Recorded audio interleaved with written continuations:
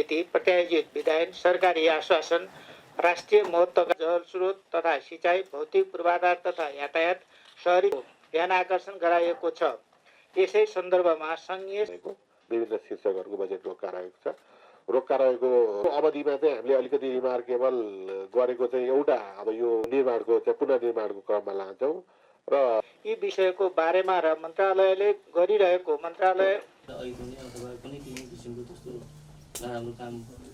40वटा आयोजनाहरू छन्।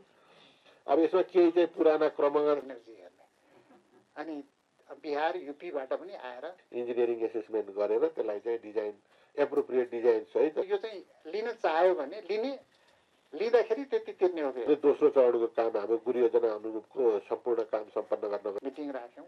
पहिला नत्र के थियो भने 7 वर्षसम्म रेटै, अहिले पनि त्यो रेट हामी हरेक वर्ष तोक्छौँ। ड्राई सिजनमा उनीहरूलाई पनि पुग्दैन, इन्डियामा पनि भनेको मतलब त्यसले चाहिँ कन्फर्म गर्यो हामीलाई इनर्जी चाहिँ ट्र्याकको विषय है।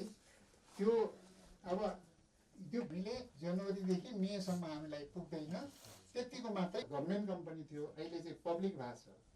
एउटा एनबिबी पावर सर्भरले ब्याक टु ब्याक एग्रिमेन्ट गर्छ उसले, अनि हामीलाई त्यो चाहिँ रिलायबल पावर चाहियो।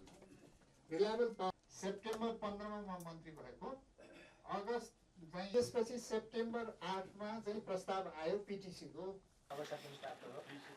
हाम्रा जिज्ञासा किन्छौँ भने मेरो 8-7 उपलब्ध गराउन पाउँदैन।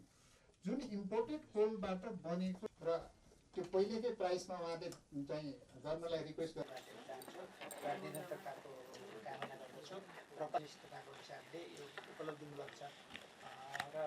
ट्राई सिजनमा त्यो सस्तो नै हो।